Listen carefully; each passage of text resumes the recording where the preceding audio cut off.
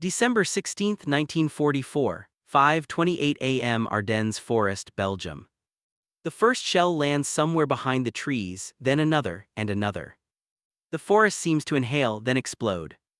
Artillery flashes bloom through the fog, turning snow into smoke and night into chaos. Pines snap like matchsticks. Foxholes cave in. Men wake to concussion before sound, ears ringing, mouths full of frozen dirt. You can almost feel it, the cold so sharp it cuts through wool and skin, the ground trembling beneath your chest.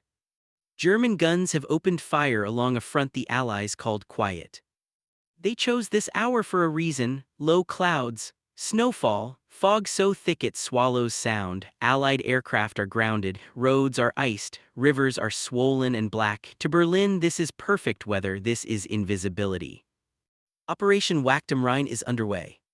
Within minutes, phone lines crackle to life across Allied headquarters. Reports are confused, units are missing, road junctions are overrun.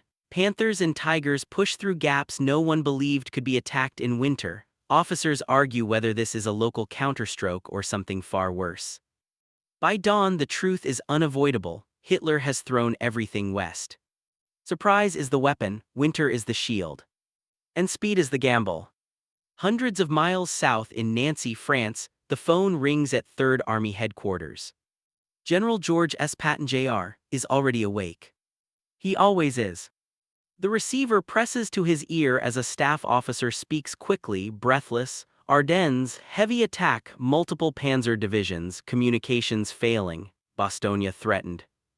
Patton listens silent, then he hangs up.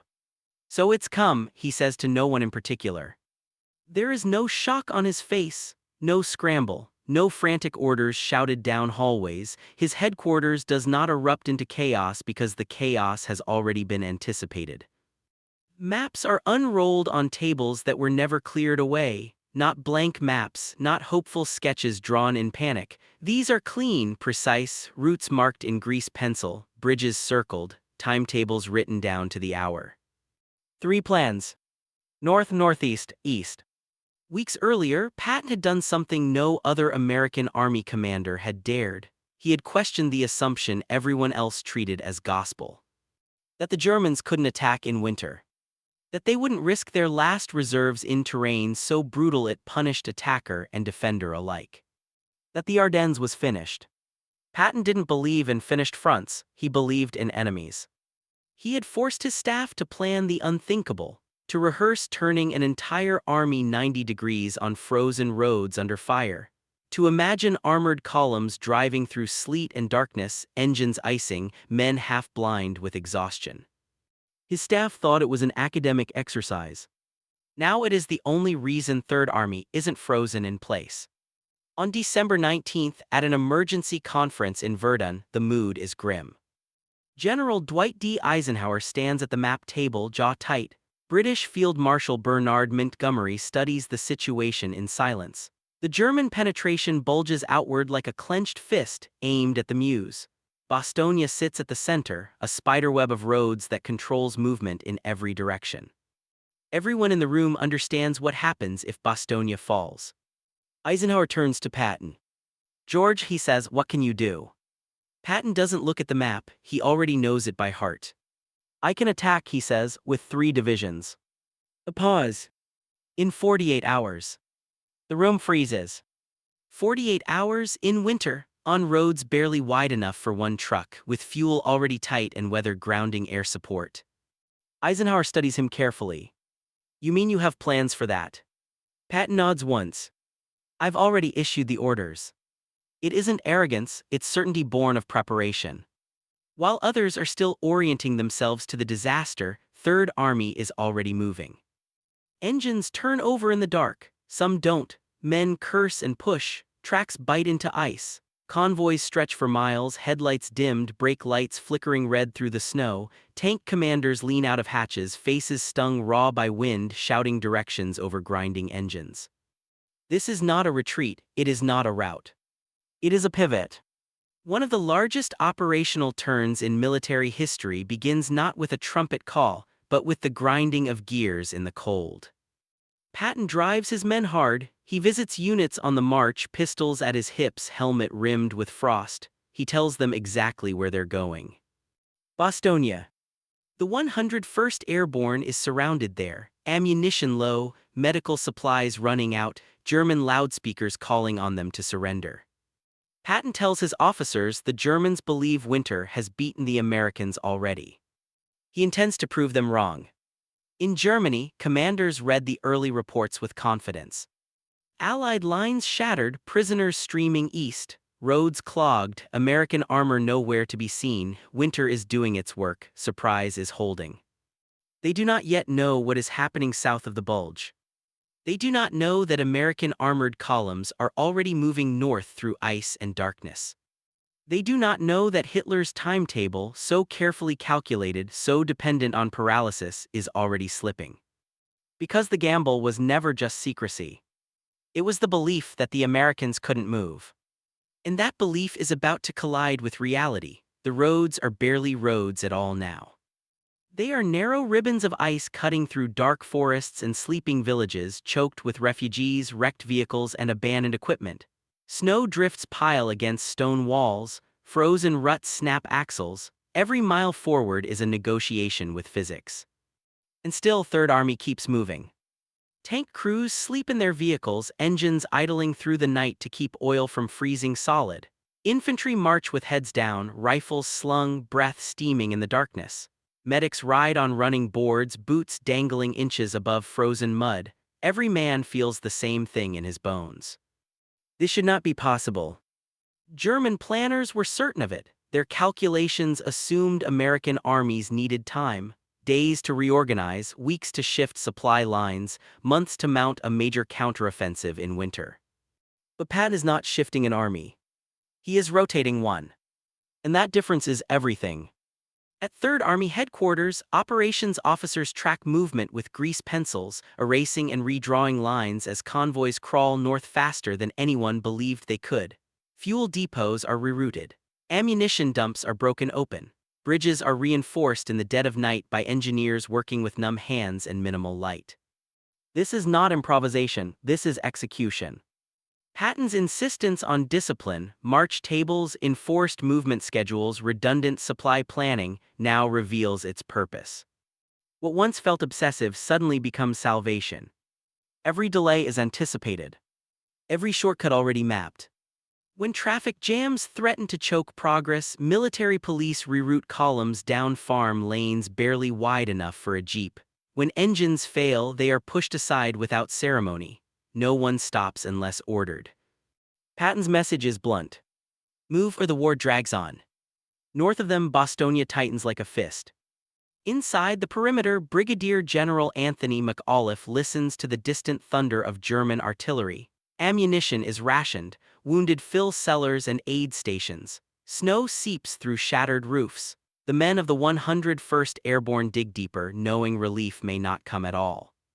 When German envoys arrive under a white flag demanding surrender, McAuliffe's reply is short.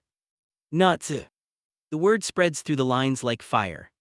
But bravado does not stop tanks, courage does not fill empty magazines. The airborne can hold, but not forever. Patton knows it. So do the Germans. German commanders grow uneasy as reports filter in. American resistance stiffens south of Bostonia. Reconnaissance patrols encounter armor where none was expected. Prisoners speak of units moving north from Lorraine, entire divisions.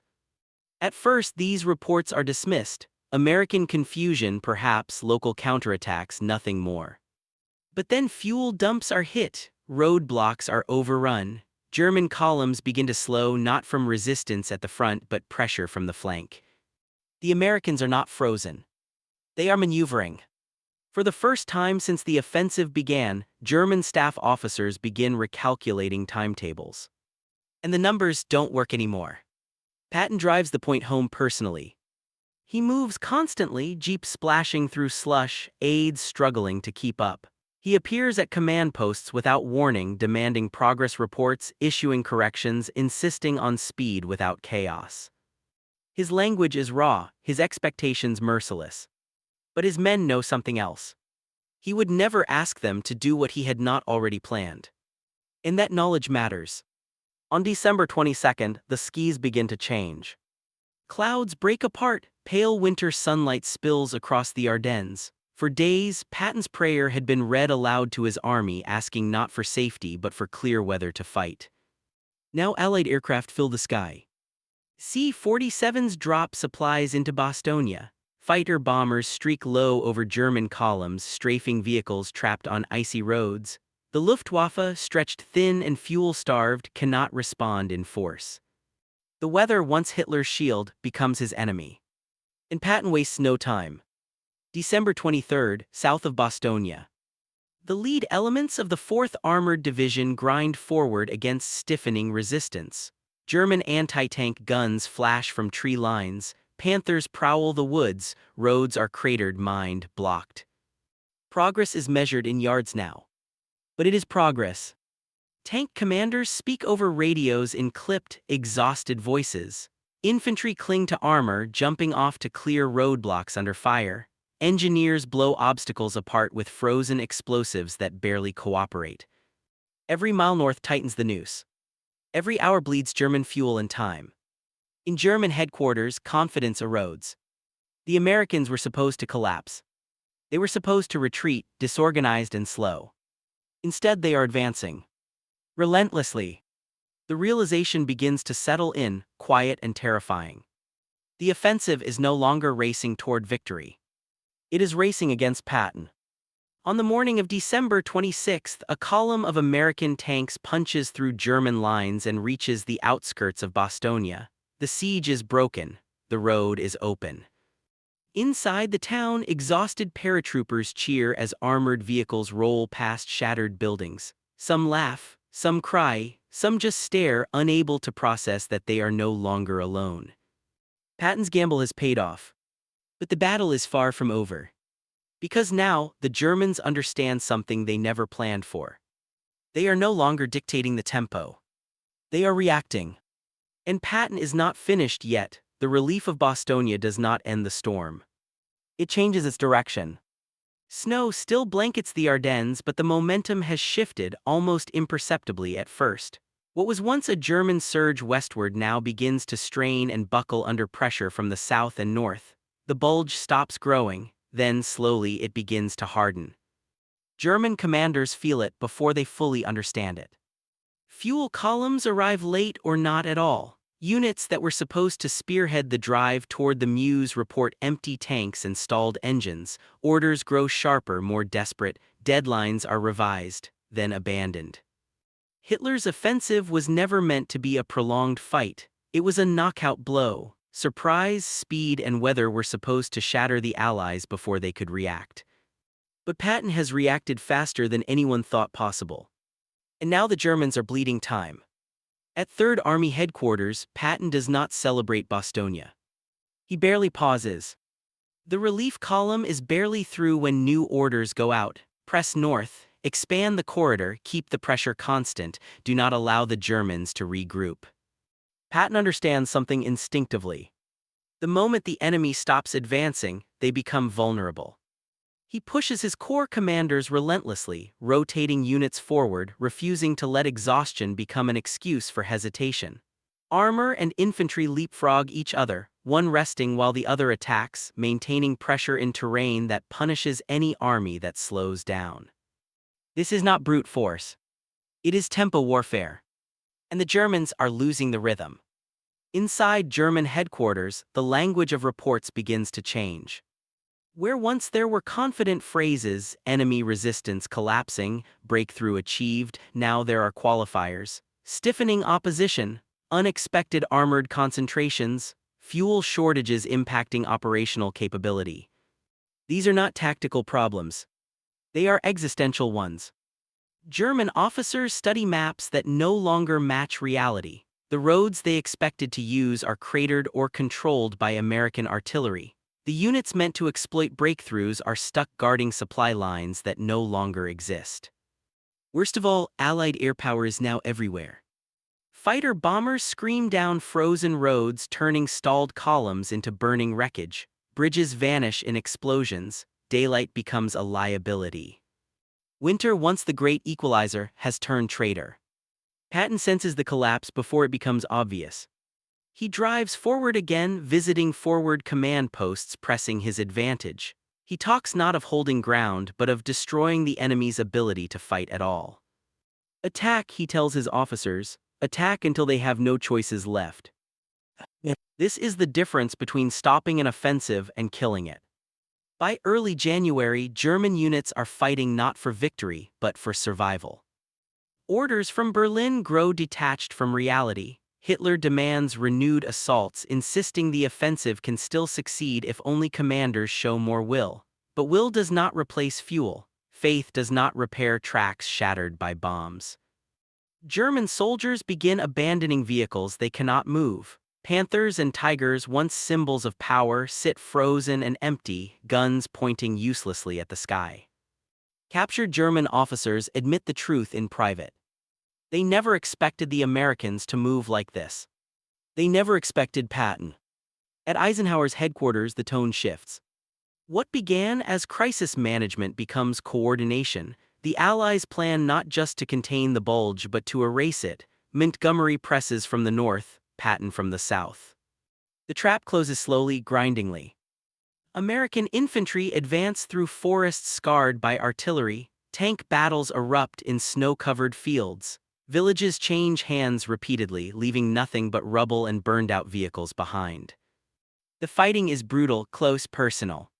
But it is no longer desperate. The Germans are reacting now. Patton watches the maps with satisfaction but no mercy.